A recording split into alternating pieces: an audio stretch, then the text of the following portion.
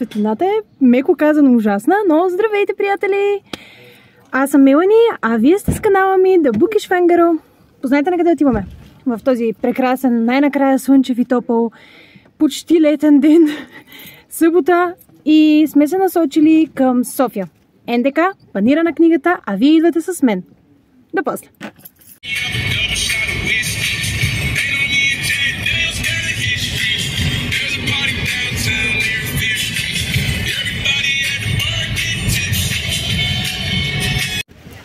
Здравейте!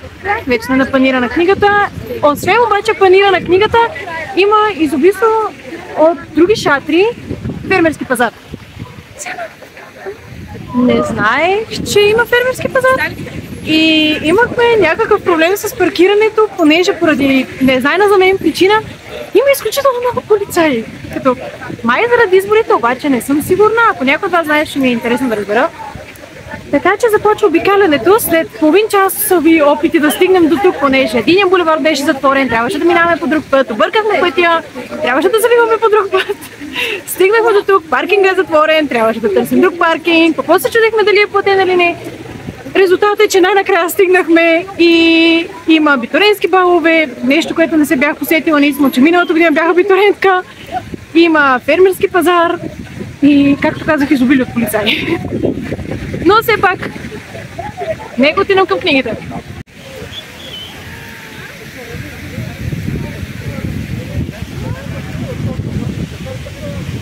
И да спомена тениската на Stranger Things. Първата шатра е и първата шатра, която на мен ми трябва, защото, както казах в поста ми в блога, Artline заради компениума на живите мъртви, по-точно втората част, тъй като първата вече я имам. Така че нека видим дали ще успея да си я взема. Определено нещо, което е най-хубаво на Artline, е, че книгите са уникални. Тези Свят без край съм ги чела. Устоите на земята в момента ги чета, защото обърках коя е първата и коя е втората. Изгубени във времето я имам. Страхотна. С другите горици направо няма да коментирам. Вижте само тази. Прекрасна. Още повече. Момент. Книгите на Брандън Сандърсън. Това са новите издания, които като ги наредите заедно се получава една уникална изложба, едва ли не? А ето, намерих най-накрая и това, което търсех. Компедиума на живите мъртви.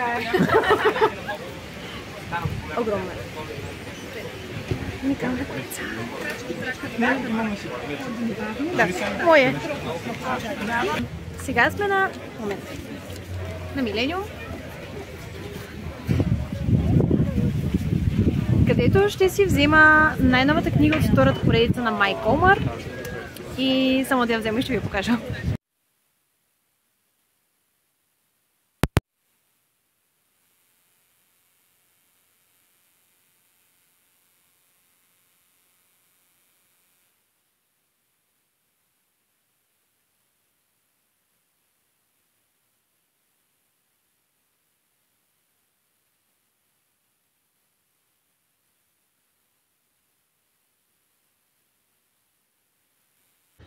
Ето пица, понеже няма да е панирна книгата без пица. Така че, на здраве! Поради някакъв технически проблем с аудиото, бях снимала за Плеяда, защото и оттам си взех много книги. Но няма да успея да ви покажа това клипче, затова докато съм все още в обстановката на панира на книгата, ще ви покажа кои книги си взех в Плеяда. Това са Зад една затворена врата на Джонатан Баркър, тъй като Джонатан Баркър ми е фаворит сред авторите и просто няма как да нямам най-новата му книга.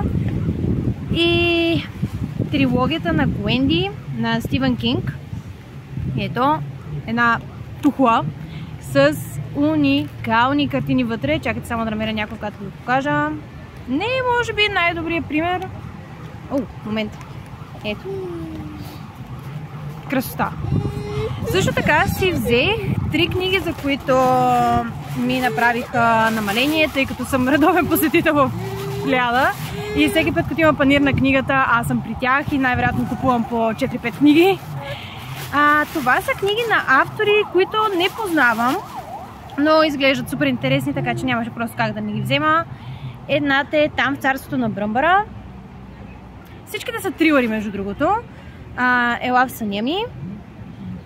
И Игри на смърт, която за момента от тези трите ми изглежда най-обещаващи. Нямам търпение да я почна, тъй като, да, впоследствие ще кача пост, където ще има и анотациите на самите книги, най-вероятно в блога ми, The Bookish Wangaro. И там ще можете да видите по-ясно за какво става на въпрос. Но тази изглежда супер интересна. И заради техническия проблем, най-вероятно после ще имам да поправям няколко неща, но не беше нищо чак толкова фатално, тъй като съм още тук, докато се усетя, така че това беше единството, което щяхте да пропуснете, но не го пропуснахте, защото се усетих на време. Така че, нека продължаваме следващото. Сега отивам към AMG, защото видях с шатрата. И от AMG наскоро ми пратиха една книга. Ето. И книгата, на която имам ревю в блога, и може да го прочетете там, е На ръба от Lucy Goucher. И моята препоръка е наистина да прочетете тази книга, защото е уникална. В блога ми, The Bookish Wangaro, може да намерите ревюто с пълно описание, анотация, малко за автора и моето лично мнение, също така и колко звезди съм я оценила, но имайки пред какво казах току-що, предполагам може да се усетите колко звезди съм я оценила. И сега ще видим дали ще си харесам нещо друго от AMG. Иначе от AMG Publishing имам пратка в момента, но поради празниците не успях да си я взема. Така че скоро очаквайте и снимки, като си взема пратката, и ревю за другата книга.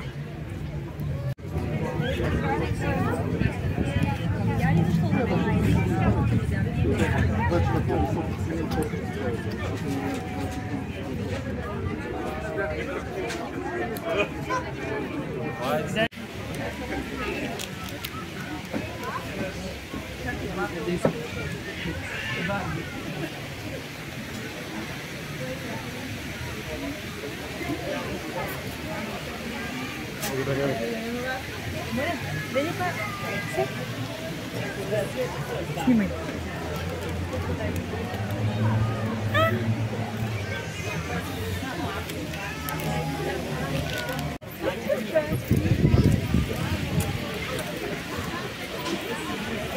Я да няма хорела.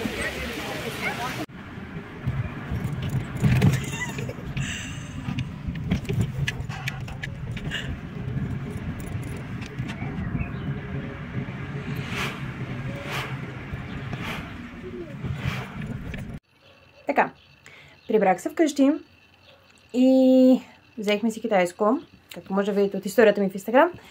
И сега съм готова да ви покажа пълния списък с всичките книги, независимо, че в последствие ще кача в блога ми книгите, които съм си взела, кратка анотация и като цяло автори, година на издаване и така нататък, за да може да се запознаете по-подробно с тях, ако някой от вас ви интересува. Ако някой от тях ви интересува. Какво? Добре, започвам. Някои от тях вече съм ги снимала преди в видеото, така че не се отъкчавайте, моля. Имаме Игри на смърт на Дейвид Холст от Плеяда. Момент. С добри намерения на Майк Олмър, която е втората част от най-новата му поредица на Милениум. Зад една затворена врата на Джонатан Баркър на Плеяда. Отново. Повечето книги са от Плеяда. Ела в съня ми на Айрис Йохансен. Извинете, но името е малко сложничко. На Плеяда. Момент. Тази не я снимах по време на клипа, защото беше спонтанно закупена. За което съжалявам. Трябваше да я снимам. Барт е едно от любимите ми издателства и половината и повечето ми книги са на Барт, така че съжалявам, Барт. Харесвате го по-мрачно на Стивън Кинг. Това е най-новата книга, която излезе на книжния и по принцип на световния пазар от него и нямам търпение най-накрая да се потопя в нея. Мирише уникално. Да. И както винаги, това, което най-много ми харесва в Барт и в книгите, които правят, е Двойната корица. Уникално. толкова е красива. Продължаваме с Там в царството на бръмбара на Мери Уилис Уокър. Плеяда. С трилогията за Гуендин, която съдържа кутията на Гуендин, Вълшебното перце на Гуендин и Последната мисия на Гуендин. Стивън Кинг в съавторство с Ричард Чизмър. Преди това, в предишните клипове ви показах за прекрасните илюстрации вътре, така че сега няма да ви показвам, а в ревюто, което най-вероятно ще видите скоро в блога, тъй като най-вероятно скоро ще прочета, ще ви снима малко повече от тях. Имаме две очарователни детски книжки за мишки. Да, нямаше как. Независимо, че едната вече е проядена от мишката. И това нещо, което ще ми откъсна ръката. Живите мъртви, Компендиум 2. Обсебена съм от този сериал. От всичките сериали, които съм гледала много сериали и филми, понеже съм огромен любител на киновселената. Това е най-любимия ми сериал. Дори и спин-офите, които направиха сега, пак ми харесват ужасно много, въпреки че повечето пъти, когато направят някой сериал след основния сериал, е ужасен. Дори сериалите след Game of Thrones не бяха толкова хубави, колкото Game of Thrones, но спокойно мога да кажа, че тези на The Walking Dead, от вселената на The Walking Dead, страхотни. Нямам търпение, понеже я чакам от 3 години вече. От 3 години я чакам, след като си закупих първия компендиум, веднага след като излезе на българския пазар. Нямах търпение Artline да ти вторя, така че въпреки от размерите, все пак е комикс, най-вероятно ще го прочета много бързо. Скоро ревювам в блога и за него. Обаче рисунките са много интересни. Като живи са. Като малка бях започнала да събирам комиксите на живите мъртви. Имаше отделните брове, пускаха ги в вестникарските будки, но после прекъснаха след третия брой, така че имам първите 3 броя на по-отделно и след това Artline се захвана да издаде тези, които честно да ви кажа трябва да проверя колко по принцип компендиума би трябвало да са, защото не съм много сигурна. Бях тръгнала по едно да си ги поръчам от Amazon, но така не стигнах до там.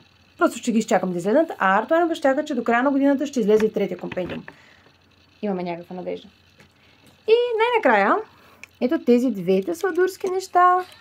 Gemini е Libra. Аз съм Libra, майка ми е Gemini.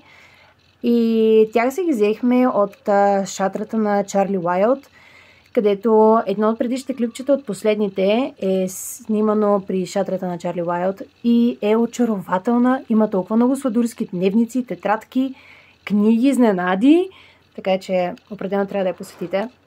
Но тези ключодържателчета са много хубави и блещукат. Да. Така че, приятели, книжни дракони, това беше от тази годишния пролетен панир на книгата от мен и ще се радвам да разбера какви са вашите книги, които сте си взели. Чуване!